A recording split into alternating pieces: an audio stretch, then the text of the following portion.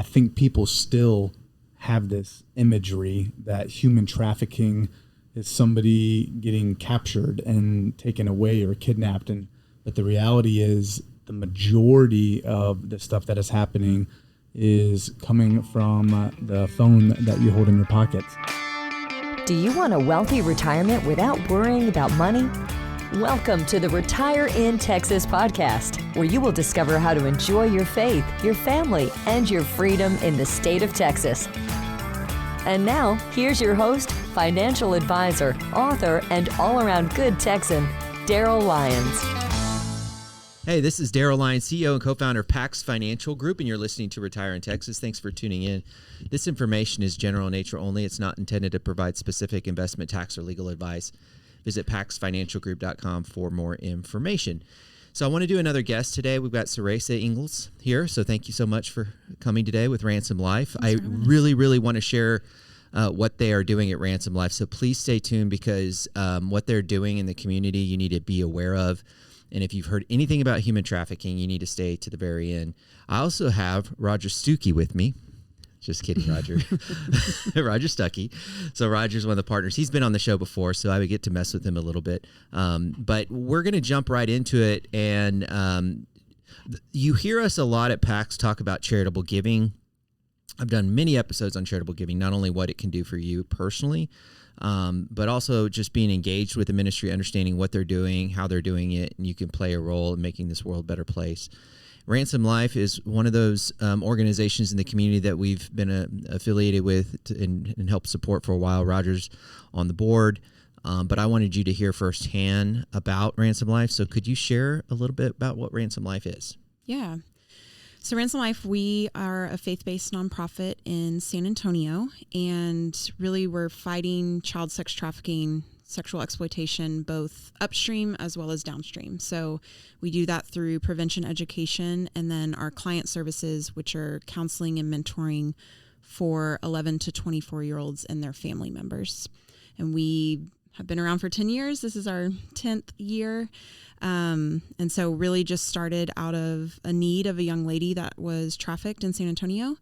And her mom and counselor got together and formed Ransomed Life just out of that response to do something. And so we originally started with a mentor program as well as trying to raise awareness to the issue of what was going on. So we're in San Antonio. People listen across the world, frankly, here. But since we're in San Antonio, is this a child trafficking, human trafficking spot? I heard it is. Yes, it is very much a local issue. Like, is it proximity to Mexico or what is it? So about? no, yes and no. So human trafficking as a broad whole topic. There are trafficking cases going on at the border for sure. Yeah. What we've seen at Ransomed Life, we actually have never served someone from the border at Ransomed Life. Not to say that we wouldn't, but that's just hasn't been the reality. It's all our local kids in our backyards and really across the U.S. That's what it is. No matter what state you're in, what city you're in, it is local kids that are being trafficked and exploited. I don't want to go too dark here, but just to paint a picture, can you give me an example of maybe somebody that you helped, obviously living out information, but a child in their situation and how you might have helped them? Yeah. So I'll give you one, I guess. So she was involved in the foster care system, and her original parents didn't want her. Then she was with kinship family, a relative, and then there was a lot of turmoil in that house, a lot of fighting. She ended up getting involved in the juvenile justice system, which is where we get a lot of our referrals from, actually. And then she was exploited online. So she had gotten into a relationship with someone. Oh, okay. Pictures were exchanged. Exploitation happened. And then eventually she got paired up with us in our counseling and our mentoring. And her mentor really has been basically the only person in her life now that is walking alongside her and supporting her, because she got caught up in all of this stuff and in the foster care system and removed and placements and all the things. And so her mentor has been like her rock in her life, which has been encouraging to see. So how many mentors are there? So right now we have 12. We're on a smaller number right now, but we actually need more mentors. Okay, good to know. Yes. So we are getting more referrals into our mentor program. And so we're actually about to launch a whole mentor recruitment. I don't know if that's good or bad. That just means that, I mean, I know you're solving problems, but the problem's not going away either. So you're needing more mentors. Yes. Yeah. We joke all the time at Ransomed Life that we'd love to work ourselves out of a job. I know. We'd rather not have a job. But because it is good that they're getting paired with someone that they can trust and depend on. Yeah. Roger, tell us how you got involved with Ransomed Life and what do you do? Yeah, well, you had mentioned earlier that I am on the board, which really stemmed out of we have a heart at PAX that we are involved in our local community. I think almost every advisor here is on a board, and so it was actually you that initially connected me to Ransomed Life for that opportunity. So I've been on the board there for a little over 3 years now, which is it's been it's been a journey. Just watching how we have grown in just those 3 years, but just the knowledge of better even understanding what the problem is and what we're fighting. I mean, you had mentioned something just a minute ago about like the border, or I think people still have this imagery that human trafficking is somebody getting captured and taken away or kidnapped. But the reality is the majority of the stuff that is happening is coming from the phone that you hold in your pocket. People are establishing relationships and connections with people who they think they know, but they don't. And then pictures get exchanged, as Sarassa had just mentioned in that one scenario. And then once they have something on you, then they begin to leverage you for money and different things like that. And that's what we're seeing more of the stuff happening is from there. Yeah, I always think of it, somebody's thrown in the back of a pickup and taken across the country, right? Mm-hmm. But it's whatever's happening from a cyber issues. So yeah, thank you for resetting that. So, Sarassa, how'd you get involved with this to begin with? I got involved originally, I guess, in college was when my eyes kind of were open to child sex trafficking in America, which really was through a research project that I chose the topic of, which for people that know me would kind of laugh about that because I am the person that I don't want to go watch serious, sad movies. Like I would prefer not to. And so for me to choose that topic, specifically kids in America that are being trafficked, I thought it was an international issue. I didn't know what it looked like in America. And so really it was through that research that I felt like God was asking me to step into the lives of kids that have been trafficked. And I had no idea what that meant, what that looked like. I felt like I didn't have anything to offer. I felt like I hadn't been through anything nearly as traumatic as that. Mm-hmm. And so I actually ended up getting connected with one of our founders, and she was like, we're going to be launching Ransomed Life, and we'll be doing mentoring. Would you want to be a mentor? And it was like that next week or something that they were having the mentor training, and I went to it and was one of the first. I think there was 4 mentors that graduated from that class. And so just started out as a mentor, and that relationship changed my life. So, and y'all need more mentors. So it's a good point. So you don't have to have, like, tell me a little bit, maybe there's some people listening that want to be a mentor.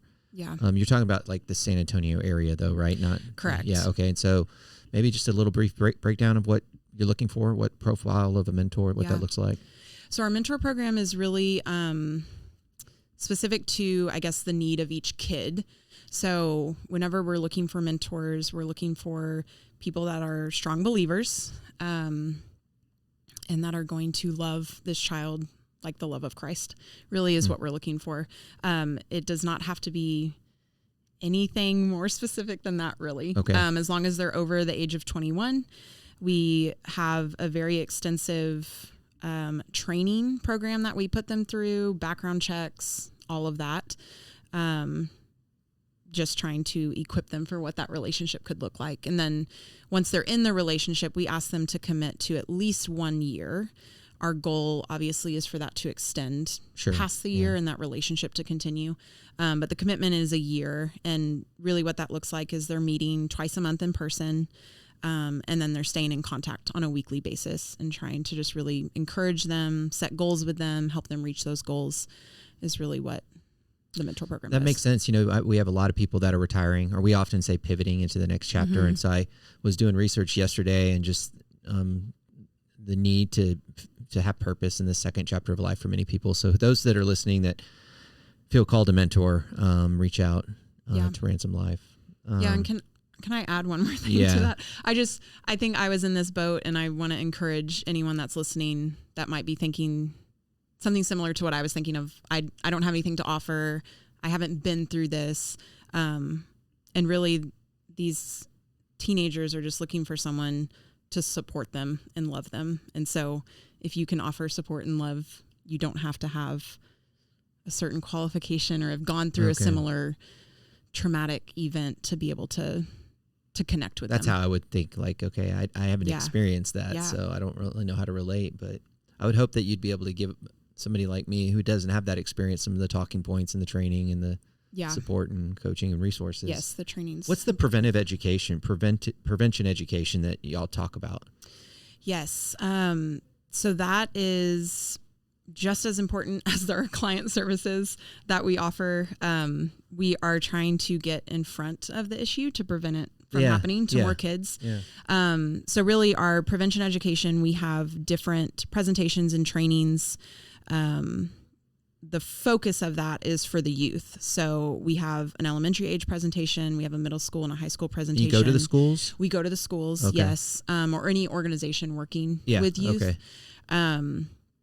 Churches, like youth groups, anyone that has a captive audience of kids, we will come and to help them understand, like, who they're a target, and here's some things to look for. Yes. So we talk about grooming and how it happens. Our elementary age presentation is very like on Fortnite or Roblox. Baseline, yes. So even talking about like the internet and talking to people on the internet, how do you know it's actually that person? So our elementary age presentation is kind of laying that framework. And then our middle school and high school presentation goes into a lot more details of how you can be groomed, what that looks like, sharing pictures, if you should do that or not, all of that. And then if that has happened to you, what do you do? Do you have a trusted adult in your life who are trusted adults? We go through all of that in the presentation. Many of these kids and young adults have experienced trauma. So do y'all have a specific way that you address the trauma? I mean, I know there's something called like trauma support counseling services that y'all offer, but I don't know really what that is. Yes. So our counseling program is essentially where we address all of the trauma. And that is with licensed mental health professionals that are on staff with us. And so they have very specific techniques that are geared to helping the client walk through that trauma, but in a safe way, obviously, to be able to find healing on the other side. So they have lots of different modalities that they use in order to address that trauma. And we encourage our mentors that that's not their role. That's the professional counselor's role. Because if I was a mentor, I'd be like, I don't know if I can handle that. No. Yes. Yeah. That is our licensed professionals. Gotcha. And so that's why I love how our program kind of intertwines, because if they are in counseling and mentoring, they're getting that very specific trauma focus to help them heal, and then the mentor is able to just wrap around and support them and walk them through their goals of wanting to be healthier, wanting to get their driver's license or anything like that. Yeah, that makes sense. I was talking to somebody just the other day who was helping a young lady coming out of the foster system as a mentor, independent of the program. So we were having lunch, and he was really excited, but hyper focused on just simply teaching this young lady how to drive. So things that it's like everyday things. Yeah, everyday things. I want to talk money because that's part of what I think about, and turn it to Roger, but I want you to chime in as well. Okay. So how do you get money to make this whole thing work? And I know that's part of your role to a certain degree. You want to share a little bit of the economics of the organization? Yeah, I specifically, I serve as the treasurer for our board. So looking through all the numbers, but I would say money comes to us through, depending on how granular you want to get, I'll say 3 main sources. Grants are a huge thing, and so those come from different places. We have grants that we get from the Office of the Governor that helps support the cost of salaries for the counselors she was talking about. But then you get grants from foundations and other organizations that are out there, and they're trying to help nonprofits. So that's a big space, and probably is the majority of the space. And then you can break down the other 2 things into really comes through donations from people and corporations, and that happens either on one-off and ongoing basis or through different events and things that we would do throughout the year. So one thing that a lot of nonprofits will do, like a gala, however you say that, and we do something called a prayer breakfast. And we get together once a year on that, have a presentation, help educate people on what this whole thing is about. But that's one of the main ways that we would do a fundraiser in the year. Any other ways that people can help and get involved? Because again, we have a lot of listeners that have a heart and maybe even have the economic means. And we just know, I've read it over and over again, if we give our time and our finances, that we tend to be just happier people. So the challenge for a lot of people is just not knowing where to go. And so can you remind us or just reinforce or maybe give us new ideas on how the community listening can be engaged with Ransomed Life? Yeah. So I'll start, I guess, on the volunteer side. So like I mentioned, our mentors, our volunteers, that is one area that people can give back their time. That is not for everyone. And sure, we know that. Yeah. We also have, so our prevention education team, we have 2 staff members for prevention education, and the rest is also volunteers. So we have retired teachers, we have retired nurses, people that don't mind speaking in front of people, that are willing to go out in the community and share about this issue and what people can do. And so if you love to talk and be in front of people, we would love to have you on our prevention education team. And then we do have a smaller subset of volunteers that help with like the prayer breakfast and stuff. So volunteers that are helping us set things up and tear things down and centerpieces and, stuff for events. And then financially, we love people to partner with us, either one-time gifts or monthly gifts. Yeah. We, like Roger mentioned, we get grants and foundations. Those are not always guaranteed from year to year, and so that can be really difficult.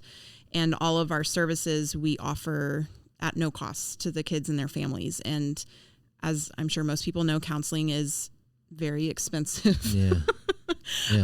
And so trying to cover that cost constantly, we have people that donate to us monthly, which is a huge blessing, being able to kind of depend on that coming in as well as like the grants and stuff. So financially, there's lots of areas that people can contribute to, whether they want it specific to a program or just wherever it's needed. The last thing I want to ask you about, I'm sorry, you were going to say something else? No, were you going to ask about tenure? Yeah. Okay, yes. I want to ask about the tenure. Yeah. I was going to jump into that. Yes, so October 21st is our big 10-year celebration down at the Witte Museum. And we are just excited about it. We have a young lady who's been a part of our program who's actually going to be sharing about the impact that Ransomed Life has made in her life, as well as she's created some art pieces that are going to be auctioned off, and she's going to get a percentage of that, and a percentage will go back to Ransomed Life as she's kind of launching her adult career and a budding artist and wanting to do that professionally. Yeah. So that's something neat that we're going to do. Yeah. We have a spoken word performance. We're going to honor some of our longest volunteers and founding board members. And we're also honoring Judge Stukkie for all the work he's done in Bexar County with children. So it's just going to be a really fun night. It's going to be a party. That's great. Food and if people want to know more, they can go to ransomedlife. Yes, ransomedlifetexas.org. Okay, .org. Yeah. Okay. And that's all spelled out. It's a very long URL.